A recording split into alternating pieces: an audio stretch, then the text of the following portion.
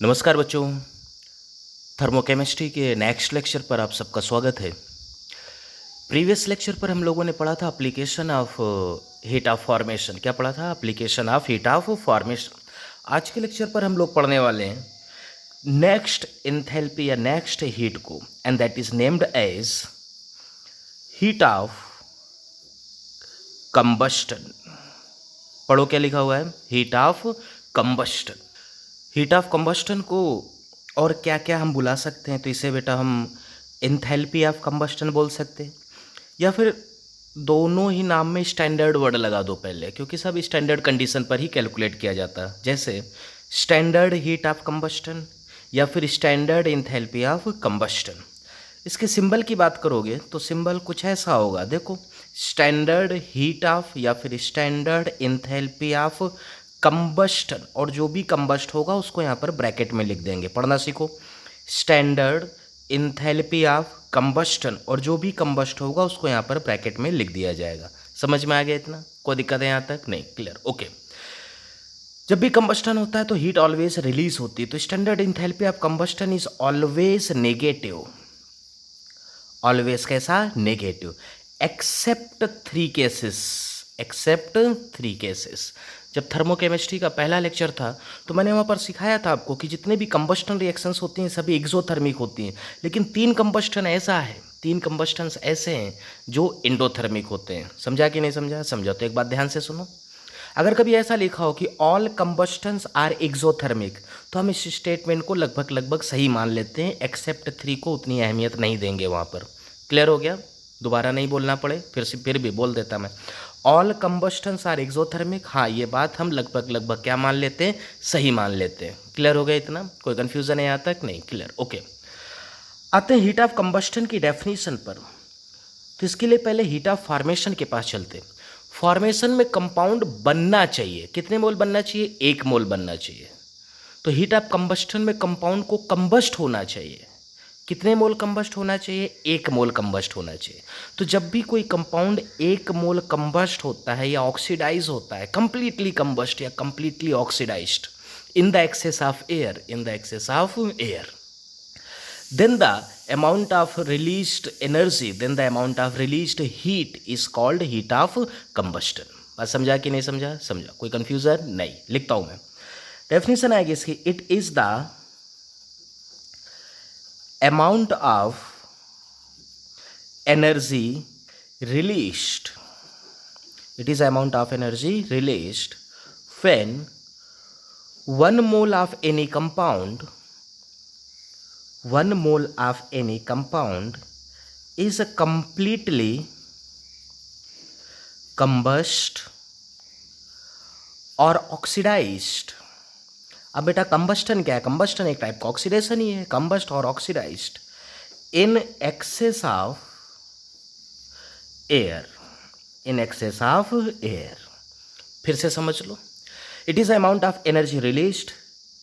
कब रिलीज्ड? जब कोई कंपाउंड कितने मोल कंबस्ट हो? 1 मोल कंबस्ट हो। कैसा कंबस्ट हो? कंप्लीटली कंबस्ट हो जाए। समझा कि नहीं समझा? समझा। तो जो भी हीट रिलीज होगी उसे क्या बोलेंगे? हीट ऑफ कंबस्टन बोलेंगे। जैसे एग्जांपल देखो, चालू करता है एग्जांपल। मैंने कहा कि मीथेन को कंबस्ट करो, तो yes, methane will be combust. Methane को एक्सेस ऑफ ऑक्सीजन के साथ हीट करो। तो हाइड्रोकार्बन का कंबस्टन जब भी किया जाता है, कोई भी हाइड्रोकार्बन या अल्कोहल जब कंबस्ट होता है तो CO2 बनाता है। 1 कार्बन 1 CO2, 4 हाइड्रोजन 2 पानी, CO2 एंड पानी। क्लियर? ऑक्सीजन को बैलेंस करो, 2 ऑक्सीजन 4, यहाँ पर 2 आ जाएगा, प्लस x किलो जूल। अब सुनना जरा, ये कोई रिएक्शन है जिस रिएक्शन में x kilo joule heat release हो गई है, तो मैं कहूँगा standard heat of reaction is equal to minus x kilo joule. अब बहुत ही ध्यान से सीखना, आराम से, कोई जल्दी नहीं।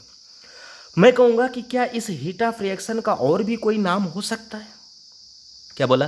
क्या इस हीट ऑफ रिएक्शन का और भी कोई नाम हो सकता है? तो आप कहेंगे हाँ, इसका एक नाम और भी हो सकता है। यही heat of reaction, heat of combustion of methane कहलाएगी। क्यों कहलाएगी? क्योंकि मीथेन 1 मोल कंबस्ट हुआ है और कंप्लीटली कंबस्ट हो गया है CO2 एंड पानी में। CO2 एंड पानी में। क्लियर हो गया इतना? कोई कन्फ्यूजन है? नहीं। तो मैं कहूँगा कि यही जो हीट ऑफ रिएक्शन है, यही स्टैंडर्ड एंथैल्पी ऑफ कंबस्टन है। किसका? मीथेन का, किसका, मीथेन का, that is -x kilo joule per mole. Clear हो गया। अब इसको पढ़ना सीखो। Standard heat of combustion of methane का मतलब क्या है, 1 mole methane on complete combustion x kilo joule of heat को रिलीज कर रहा है, x kilo joule of heat को क्या कर रहा है, रिलीज कर रहा है। कोई दिक्कत है यहाँ तक, नहीं, क्लियर।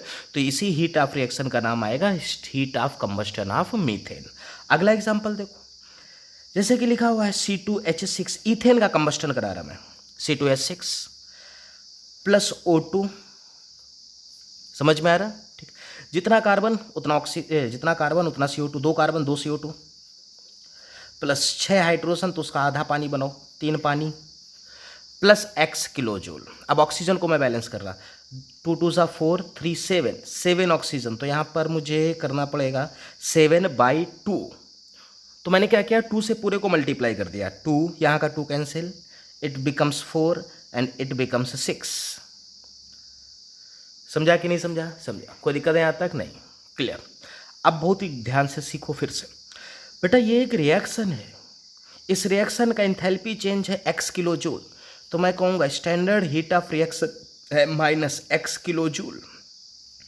अब और भी सुनो, कितने मोल इथेन कंबस्ट हो रहा है, 2 मोल इथेन के कंबस्ट होने पे इतनी हीट रिलीज हो रही, तो हीट ऑफ कंबस्टन के लिए इसको 1 मोल कंबस्ट होना चाहिए, तो 2 मोल कंबस्ट होने पे इतनी हीट रिलीज हो रही, तो 1 मोल कंबस्ट होने पे कितनी हीट रिलीज होगी, इसकी आधी रिलीज होगी। तो मैं कहूँगा standard heat of combustion of C2H6 will be equal to standard heat of reaction divide by 2। Heat of reaction इतनी हीट तो 2 मोल के कंबस्टन पे रिलीज हुई ना, हीट ऑफ रिएक्शन इतनी है, तो हीट ऑफ कंबस्टन के लिए इसको तो 1 मोल कंबस्ट होना चाहिए, 1 मोल, 2 मोल में इतनी हीट रिलीज, तो 1 मोल में कितनी, उसकी आधी हीट रिलीज करेगी। मतलब मेरा आंसर आ जाएगा -x/2 किलो जूल पर मोल। इसका मतलब समझो, 1 मोल C2H6 के कंबस्टन में -x/2 kilo joule heat release होती, तो 2 मोल के कंबस्टन में x kilo joule heat release होगी। समझा कि नहीं समझा, समझा। तो चाहे हीट ऑफ फॉर्मेशन हो या हीट ऑफ कंबस्टन हो, ये हमेशा पर मोल डिफाइन किए जाते हैं। हीट ऑफ फॉर्मेशन 1 मोल बने, हीट ऑफ कंबस्टन 1 मोल जले। समझा कि नहीं समझा, समझा। कोई डाउट यहाँ तक, नो डाउट, ओके। अगर ऐसी बात है तो अगला एग्जाम्पल देखो, मैं क्या कर रहा हूँ, कार्बन ग्रेफाइट को कंबस्ट कराने जा रहा हूँ। गौर से सुनना, किसको, कार्बन ग्रेफाइट सॉलिड को कंबस्ट करा रहा, क्या बनेगा, CO2 बनेगा। बचपन में सबसे सिंपल रिएक्शन ये वाली पढ़े थे आप लोग, क्लास 4th 5वीं में, C + O2 क्या, CO2, clear, plus x kilo joule. तो कोई कहेगा कि सर हीट ऑफ रिएक्शन जो है वो -x किलो जूल है, मैं कहूँगा हाँ बिल्कुल है, heat of reaction -x kilo joule है। ठीक है, अब रुकना, गौर से सुनो। इस हीट ऑफ रिएक्शन का और क्या क्या नाम दे सकते हैं, तो देखते क्या क्या नाम दे सकते हैं, और किन किन नाम से इस हीट ऑफ रिएक्शन को हम पुकार सकते हैं या रिलेट कर सकते हैं। तो जरा देखो, कार्बन ग्रेफाइट कितने मोल कंबस्ट हो रहा है, 1 मोल, 1 मोल कंबस्ट हो रहा है कार्बन ग्रेफाइट, कंप्लीटली कंबस्ट हो रहा है, हाँ या ना, हाँ, कोई दिक्कत है यहाँ तक, नहीं। तो ये जो हीट ऑफ रिएक्शन है यही heat of combustion of carbon graphite होगा, यस करेक्ट। अगली बात, CO2 को देखो, CO2 कितने मोल बन रहा है, 1 मोल बन रहा है, यस 1 मोल बन रहा है। किससे बन रहा है, अपने ही कॉन्स्टिट्यूएंट एलिमेंट से बन रहा है। CO2 किससे बन रहा है, अपने ही कॉन्स्टिट्यूएंट एलिमेंट्स से बन रहा है, हाँ या ना, हाँ। और वो elements most stable allotropic form या नेचुरल फॉर्म पर हैं। इसका मतलब ये जो रिएक्शन है ये CO2 के फॉर्मेशन की भी रिएक्शन है, ये CO2 के फॉर्मेशन की रिएक्शन नहीं है, क्योंकि CO2 अपने कॉन्स्टिट्यूएंट एलिमेंट से नहीं बना। ध्यान से देखो, CO2 तो बना है लेकिन अपने कॉन्स्टिट्यूएंट एलिमेंट से नहीं बना। यहाँ CO2 तो बना है लेकिन अपने कॉन्स्टिट्यूएंट एलिमेंट से बना। तो ये CO2 के फॉर्मेशन की भी इक्वेशन है, ये कार्बन ग्रेफाइट सॉलिड के कंबस्टन की भी रिएक्शन है। बोला हाँ या ना, हाँ, कोई दिक्कत है यहाँ तक, नहीं, क्लियर। तो मैं इसको देखो कैसे कैसे पुकार सकता हूँ, कैसे कैसे आपको समझा सकता हूँ, गौर करो। मैं कहूँगा कि 1 मोल CO2 के फॉर्मेशन में इतनी हीट रिलीज हो रही, तो यही heat of formation of CO2 होगी। मैं भी कहूँगा कि इतनी ही हीट कार्बन ग्रेफाइट के कंबस्टन में रिलीज हो रही है, तो इतनी ही हीट कहलाएगी कार्बन ग्रेफाइट का हीट ऑफ कंबस्टन, मतलब स्टैंडर्ड हीट ऑफ कंबस्टन। अब कंबस्ट कौन हो रहा है, कार्बन ग्रेफाइट सॉलिड, समझ रहे हैं, ये पढ़ो क्या लिखा है, standard heat of combustion of carbon graphite solid. सही है कि गलत है, सही। कार्बन ग्रेफाइट के कंबस्टन में उतनी ही हीट रिलीज होगी जितना standard heat of formation of CO2 के फॉर्मेशन में होगी, and that is equal to standard heat of reaction, और वो है -x किलो जूल। अब एक बात बहुत ही इंपॉर्टेंट है, गौर करो। कार्बन ग्रेफाइट का जो भी हीट ऑफ कंबस्टन होगा वही CO2 का हीट ऑफ फॉर्मेशन होगा। ये न्यूमेरिकल में आगे यूज होने वाला है, याद करो मेरे साथ। कार्बन ग्रेफाइट के कंबस्टन में जितनी हीट रिलीज होगी, याद करो, कार्बन ग्रेफाइट के कंबस्टन में जितनी भी हीट रिलीज होगी वही CO2 के फॉर्मेशन में सेम हीट रिलीज होगी। क्लियर हो गया इतना? कोई डाउट है किसी को? अगला एग्जाम्पल देखो, और अगला एग्जाम्पल भी इसी कॉन्सेप्ट पर बेस है जैसा ये लास्ट वाला एग्जाम्पल है। मैं हाइड्रोजन को कंबस्ट करने जा रहा। अब हाइड्रोजन जब भी कंबस्ट होता है तो पानी बनाता है। जैसे देखो, H2 plus half O2 gas, formation होगा H2O liquid plus x kilo joule. इस रिएक्शन का इंथैल्पी चेंज है -x किलो जूल। अब इस इंथैल्पी चेंज को और किन किन नाम से रिलेट कर सकते हैं तो जरा देखो, मैं H2 को कंबस्ट कर रहा, कितने मोल कंबस्ट कर रहा? 1 मोल कंबस्ट कर रहा। तो किसी भी कंपाउंड को जब 1 मोल कंबस्ट करते हैं तो जो भी हीट रिलीज होती है वो स्टैंडर्ड हीट ऑफ कंबस्टन कहलाती है। मतलब यही heat standard heat of combustion of H2 कहलाएगी। समझा कि नहीं समझा? समझा। पानी के पास जाओ, पानी कितने मोल बना? 1 मोल बना। किससे बना है? अपने ही कॉन्स्टिट्यूएंट एलिमेंट से बना है। और उसके कॉन्स्टिट्यूएंट एलिमेंट्स कहाँ पर हैं? अपने मोस्ट स्टेबल एलोट्रोपिक फॉर्म पर या नेचुरल फॉर्म पर है। इसका मतलब ये रिएक्शन पानी के फॉर्मेशन की रिएक्शन है। और अगर ये पानी के फॉर्मेशन की रिएक्शन है तो जो हीट ऑफ रिएक्शन है वही पानी का स्टैंडर्ड हीट ऑफ फॉर्मेशन होगा। Standard heat of formation of पानी will be equal to standard heat of reaction, and that will be equal to -x kilojoule पर मोल, -x किलोजूल पर मोल। इसको और भी समझते हैं। 1 मोल H2 के कंबस्ट होने पर x किलोजूल हीट रिलीज होती है। 1 मोल H2 के कंबस्ट होने पर x किलोजूल हीट रिलीज होती है। Yes, it is correct. 1 मोल पानी के फॉर्मेशन में, 1 मोल पानी के फॉर्मेशन में x किलोजूल हीट रिलीज होती है। Yes, it is correct. और यही क्या है? Heat of reaction. समझा कि नहीं समझा? समझा। कोई दिक्कत है यहाँ तक? नहीं। क्लियर? तो 2 इंपॉर्टेंट और वेरी वेरी महत्वपूर्ण बातें मैं यहाँ पर लिखता हूँ आपके लिए। अगर मैं standard heat of combustion of carbon graphite solid बात करूं, standard heat of combustion of carbon graphite solid, तो it will be equal to standard heat of formation of CO2, standard heat of formation of CO2, क्योंकि carbon combust होकर क्या बनाएगा? CO2 बनाता है। तो जो भी इसका हीट ऑफ कंबस्टन होगा वही CO2 का हीट ऑफ फॉर्मेशन। दूसरी बात, standard heat of combustion of H2 will be equal to standard heat of formation of CO2, क्योंकि इस रिएक्शन को जरा गौर करो, ये H2 के कंबस्टन की भी रिएक्शन है और पानी के फॉर्मेशन की भी रिएक्शन है, पानी के फॉर्मेशन की भी रिएक्शन है। बात समझ में आया इतना? कोई दिक्कत है यहाँ तक? नहीं। तो एक बार मेरे साथ रिवाइज करो। What is heat of combustion? जब भी कोई कंपाउंड 1 मोल कंबस्ट होता है, कंप्लीटली कंबस्ट होता है in the excess of air, तो जो भी हीट रिलीज होती है वो हीट कहलाती है हीट ऑफ कंबस्टन। वो क्या कहलाती है? Heat of combustion. समझ में आया इतना? कोई दिक्कत है यहाँ तक? नहीं। क्लियर? तो जरा एक छोटा सा क्वेश्चन देखो इस पर। क्वेश्चन कहता है कि 8 ग्राम ऑफ मीथेन, कितने ग्राम? 8 gram of methane on complete combustion release 10 kilo joule of heat या 10 किलो जूल ऑफ एनर्जी। समझ गए? 8 ग्राम मीथेन है, उसका कंप्लीट कंबस्टन किया गया तो 10 kilo joule of energy release हुई। तो कहता है find standard heat of combustion of methane, standard heat of combustion of methane. अब फिर से छोटा सा क्वेश्चन है। 8 ग्राम मीथेन जब कंबस्ट होता है तो 10 किलो जूल एनर्जी रिलीज होती है। मतलब मैं ऐसा लिखूंगा, -10 किलो जूल रिलीज हो रही ना, माइनस साइन के साथ आएगा। 8 ग्राम मीथेन के कंबस्ट होने पे 10 किलो जूल एनर्जी क्या हो रही है? रिलीज हो रही। तो स्टैंडर्ड हीट ऑफ कंबस्टन के लिए मीथेन कितने मोल कंबस्ट होना चाहिए? 1 मोल कंबस्ट होना चाहिए। मीथेन 1 मोल कंबस्ट होने का मतलब है 12/4। जब 16 ग्राम मीथेन कंबस्ट होगा, अब बेटा 16 ही क्यों लिया और कोई डेटा क्यों नहीं लिया? क्योंकि मीथेन को मुझे 1 मोल कंबस्ट कराना है। 1 मोल कंबस्ट कराने का मतलब 16 ग्राम। तो 8 ग्राम में 10 किलो जूल हीट रिलीज होती, तो 16 ग्राम में कितनी हो जाएगी? 20 किलो जूल हीट पर मोल। और यही कहलाएगा standard heat of combustion of methane. तो इट इज आवर आंसर। हो गया? हीट ऑफ कंबस्टन के लिए कंपाउंड को कितने मोल कंबस्ट होना चाहिए? 1 मोल कंबस्ट होना चाहिए। समझा कि नहीं समझा? समझा। कोई डाउट है यहाँ तक किसी को? नहीं। तो ये इन्फॉर्मेशन हुई हीट ऑफ कंबस्टन के बारे में। अब आगे हम इस हीट ऑफ कंबस्टन के लिए न्यूमेरिकल ट्रिक्स पढ़ने वाले। न्यूमेरिकल ट्रिक्स सिर्फ हीट ऑफ कंबस्टन पर 2 टाइप के क्वेश्चन आते हैं। उसमें से पहला क्वेश्चन देखो। पहला क्वेश्चन कहता है कि if standard heat of combustion of all reactants and products are given. पढ़ो क्या लिखा हुआ है। Standard heat of combustion of all reactants and products are given. Reactant and product का कंबस्टन गिवन है। समझ गए इतना? ठीक, okay. And standard heat of reaction, या फिर इसी को आप लोग इंथैल्पी चेंज बोलते हैं। एक रिएक्शन दी, उसका इंथैल्पी चेंज पूछा है। And enthalpy change is asked. मैं फिर से बोल रहा हूँ, थर्मोडायनामिक्स में एक बात की बहुत ही इंपॉर्टेंस होती है कि क्या गिवन है और क्या पूछा गया है। क्या बोल रहा?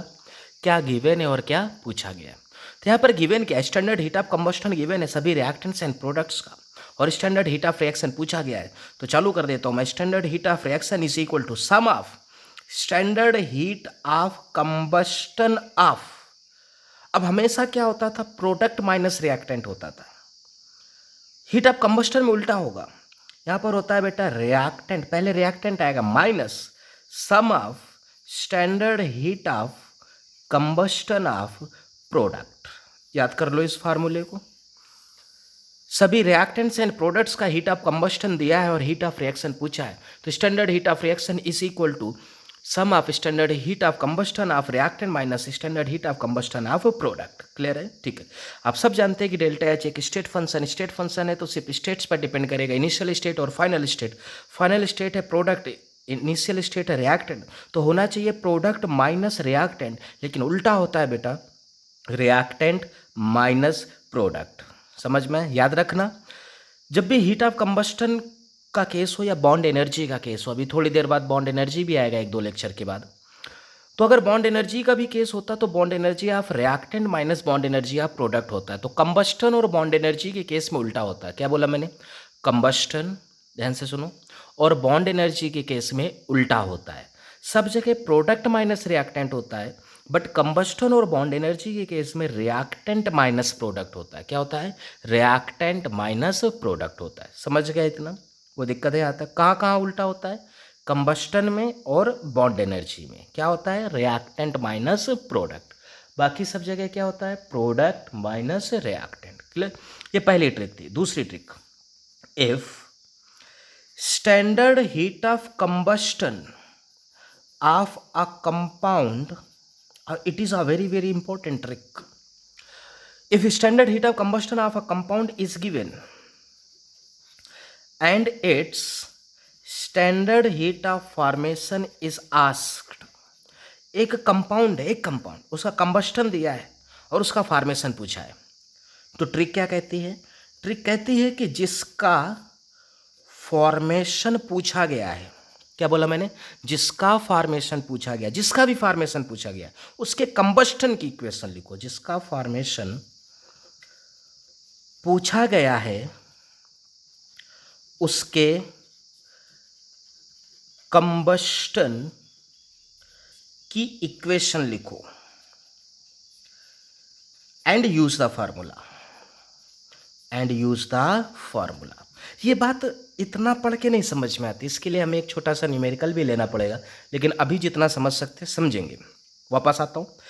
एक कंपाउंड, उसका कंबस्टन दिया है, फॉर्मेशन पूछा गया, तो जिसका फॉर्मेशन पूछा गया उसके कंबस्टन की इक्वेशन लिखो। कंबस्टन की इक्वेशन, अरे यार O2 के साथ कंबस्ट करके CO2 पानी बना दो, हो गया कंबस्टन की इक्वेशन। कंबस्टन की इक्वेशन लिखी एंड यूज द फार्मूला। जब तुमने कंबस्टन की इक्वेशन लिखी है तो जो स्टैंडर्ड हीट ऑफ रिएक्शन होगा, उस रिएक्शन का जो भी एंथैल्पी चेंज होगा, वही तो हीट ऑफ कंबस्टन कहलाएगा। वही क्या कहलाएगा? स्टैंडर्ड हीट ऑफ कंबस्टन कहलाएगा। वापस बोलता हूँ, आपने रिएक्शन कौन से लिखी? कंबस्टन की इक्वेशन लिखी, तो जो भी हीट ऑफ रिएक्शन होगा वो हीट ऑफ कंबस्टन कहलाएगा। बिल्कुल सही बात।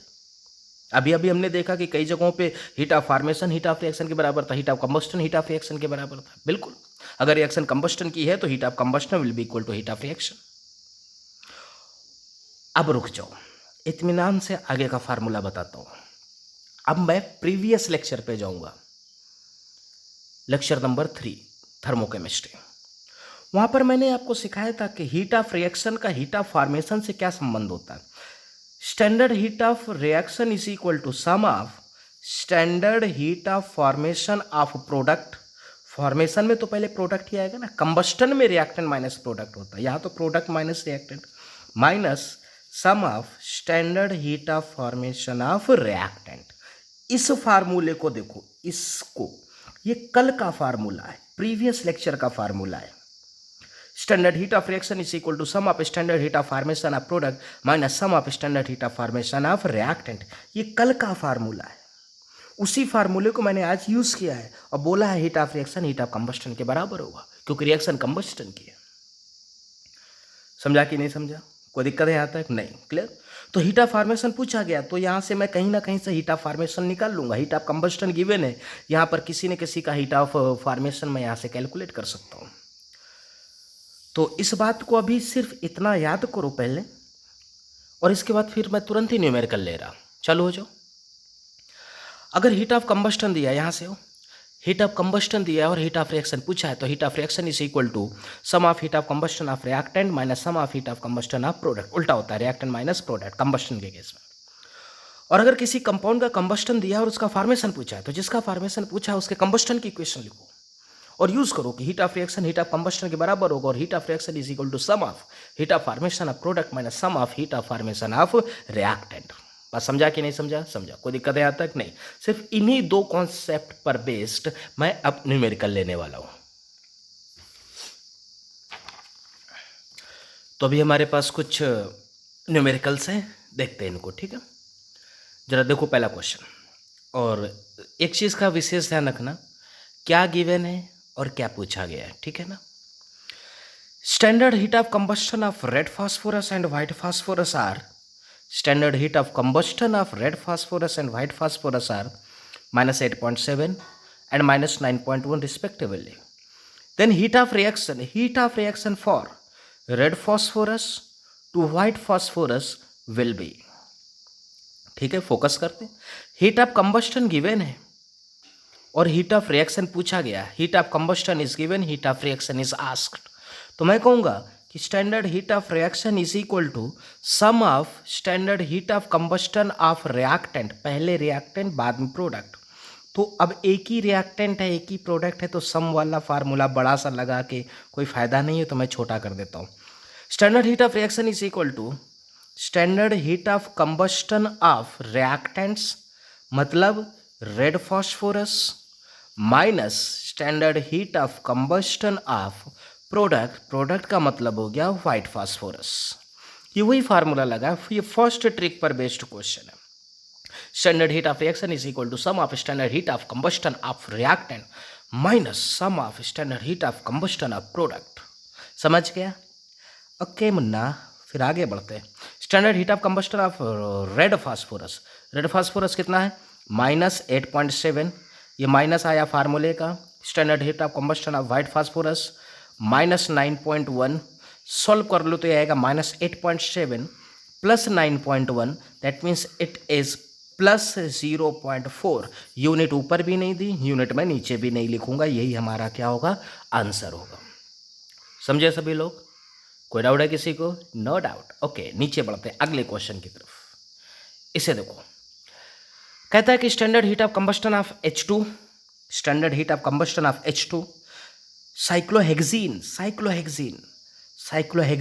आर फला।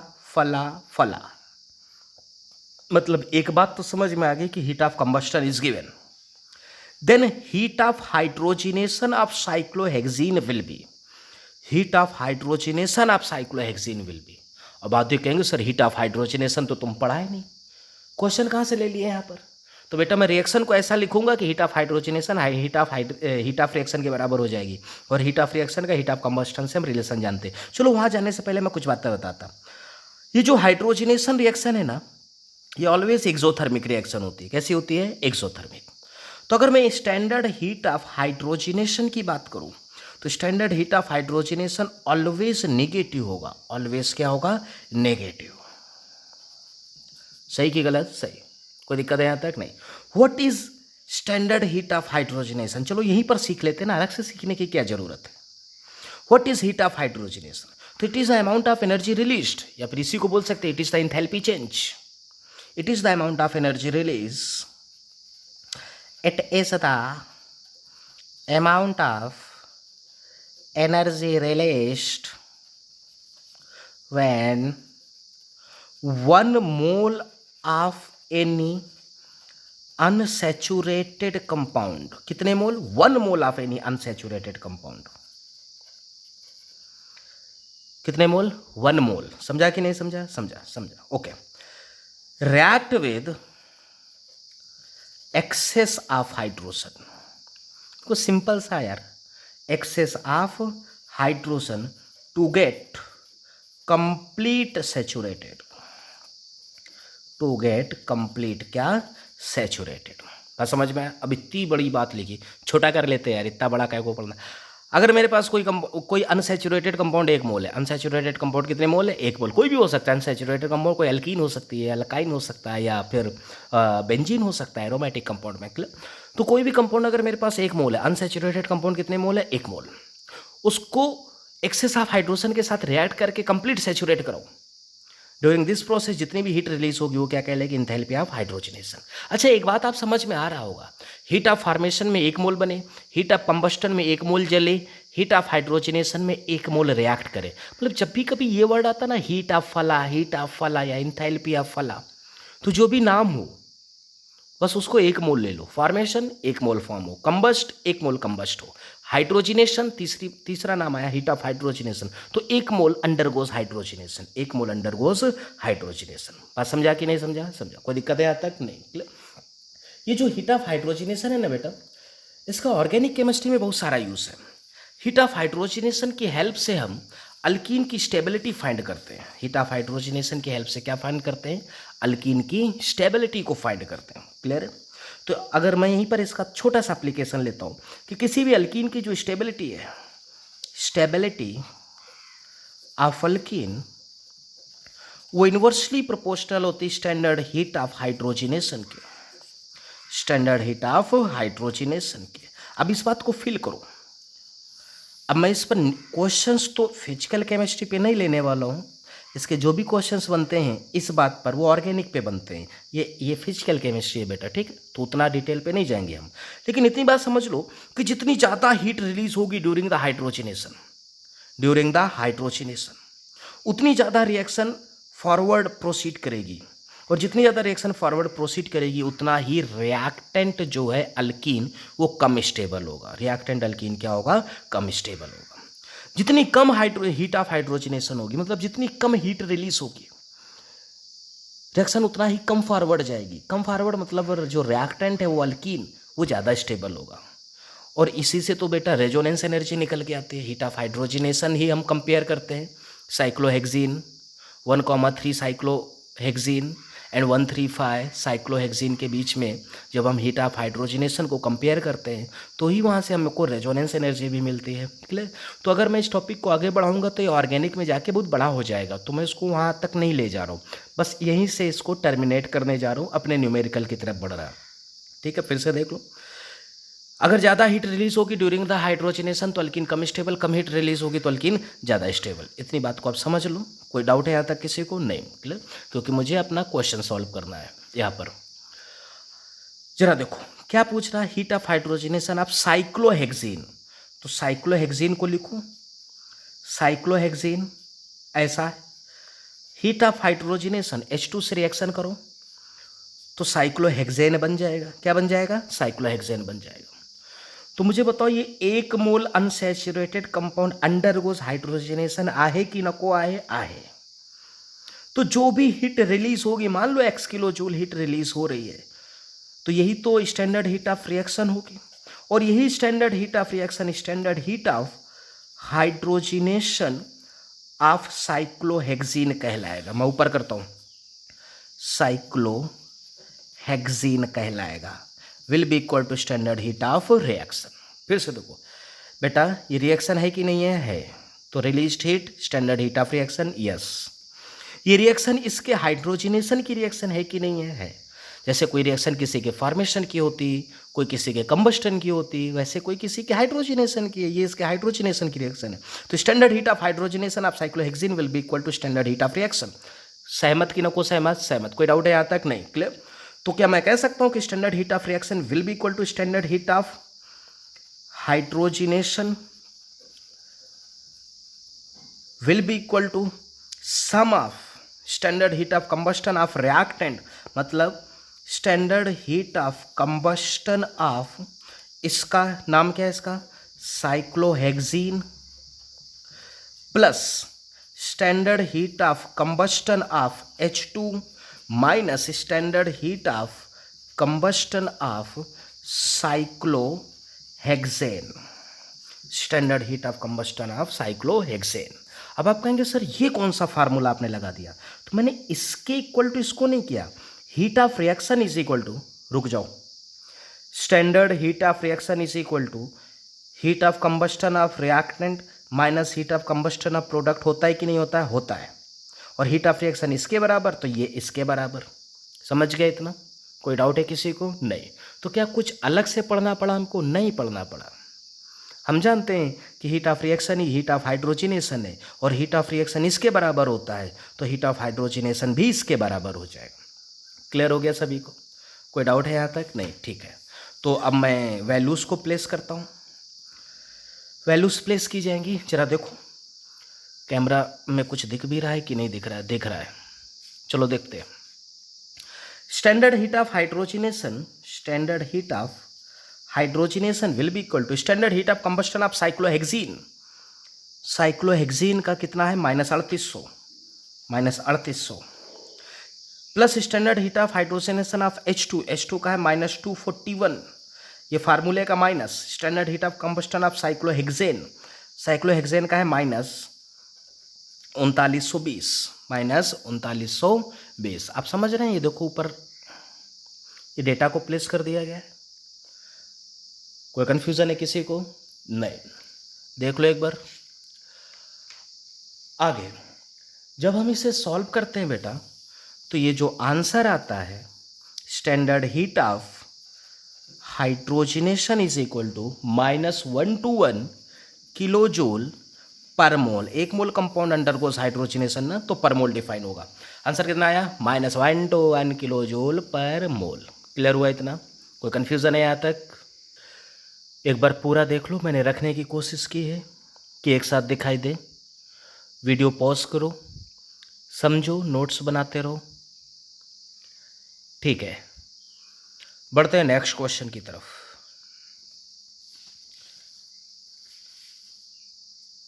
हरे हरे हरे। चलो देखो,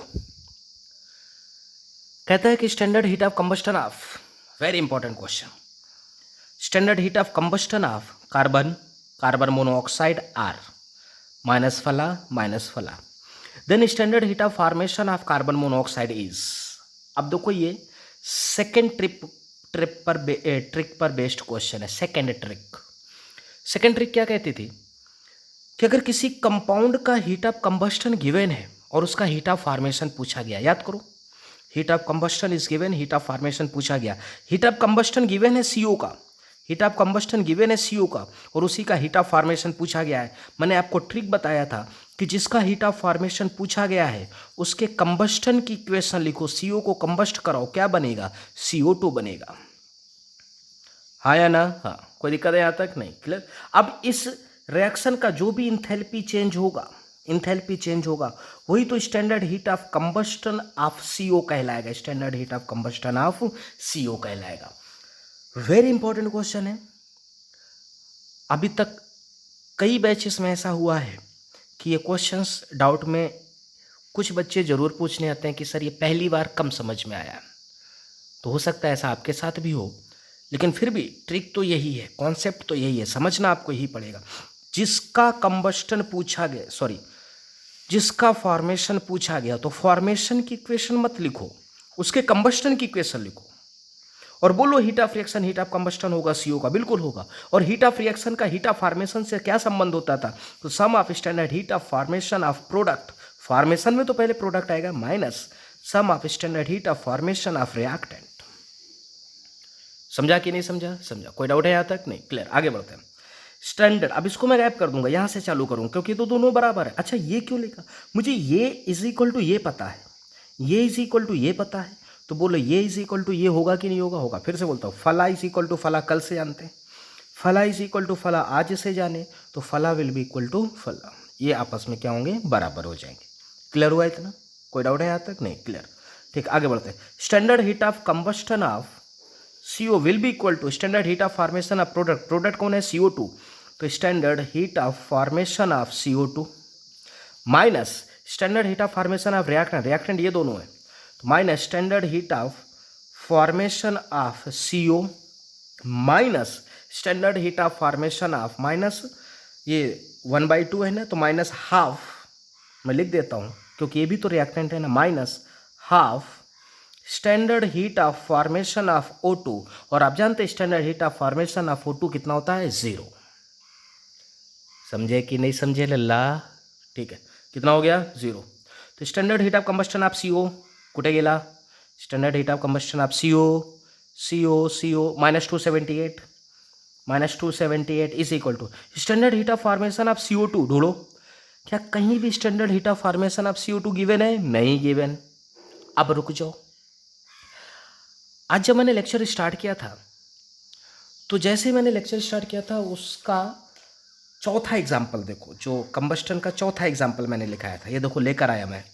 standard heat of combustion of carbon is equal to standard heat of formation of CO2, standard heat of formation of CO2, मतलब इस कार्बन के कंबस्ट होने में जितनी हीट रिलीज होगी उतनी ही हीट इस CO2 के फॉर्मेशन में रिलीज होगी। मतलब स्टैंडर्ड हीट ऑफ कंबस्टन इसी of carbon is equal to standard heat of formation of CO2, मतलब मैं डायरेक्ट लिख दूंगा -390।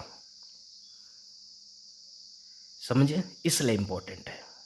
देखो क्या क्या हुआ है अभी तक। पूछा फॉर्मेशन रिएक्शन कंबस्टन की लिखी, हीट ऑफ कंबस्टन को हीट ऑफ रिएक्शन के बराबर किया, हीट ऑफ रिएक्शन को हीट ऑफ फॉर्मेशन से रिलेट किया, तो कंबस्टन फॉर्मेशन से रिलेट हो गया। कंबस्टन गिवन है, CO2 का फॉर्मेशन गिवन नहीं था, तो कार्बन का कंबस्टन गिवन है, कार्बन के कंबस्टन CO2 का फॉर्मेशन हुआ, ये हम पहले से सीख कर आए। Minus standard heat of formation of CO, यही तो हमें चाहिए, यही तो पाई चाहिए। देखो बगा, यही पाई चाहिए, तो 0। तो यहाँ से standard heat of formation of CO will be equal to -390 plus 278। होगा कि नहीं होगा? होगा, होगा। ठीक है, सॉल्व करने पर ये value I -112 kilo joule per mole, that will be equal to standard heat of formation of CO, standard heat of formation of CO, और यही हमारा क्या होगा? आंसर हो। समझा कि नहीं? ठीक, ओके। अगर ये बात आपको समझ में आई है तो इसी पर प्रैक्टिस के लिए मैं आपको एक क्वेश्चन दे रहा हूं, नीचे छाप लो पूरा, इसे देखो, बिल्कुल वैसा ही ऊपर वाला, बिल्कुल ऊपर वाला क्वेश्चन है। पढ़ता हूं मैं, और ये आप खुद करेंगे इसको। Standard heat of combustion of carbon graphite दिया है, तो मैं कहूंगा ये CO2 का फॉर्मेशन होगा। हाइड्रोजन का कंबस्टन दिया मतलब पानी का फॉर्मेशन होगा। देखो मैं क्या बोल रहा हूँ, कार्बन ग्रेफाइट का कंबस्टन मतलब CO2 का फॉर्मेशन, हाइड्रोजन का कंबस्टन मतलब पानी का formation, and C2H5OH R combustion given है। Heat of formation of C2H5OH पूछा, heat of formation of C2H5OH पूछा है। तो ध्यान से सुनो, मैंने बोला था कि जब भी कंबस्टन गिवन हो और फॉर्मेशन पूछा जाए तो ऊपर वाली ट्रिक, जिसका फॉर्मेशन पूछा गया उसके कंबस्टन की रिएक्शन लिखो। C2H5OH को कंबस्ट करा दो O2 के साथ, CO2 पानी बनाएगा, बैलेंस कर दो, और वही सेम फार्मूला यूज कर लो ऊपर वाला, आपको heat of formation of C2H5OH मिल जाएगा। तो कोशिश करिएगा इस क्वेश्चन को सॉल्व करने की, and it is a very very important trick.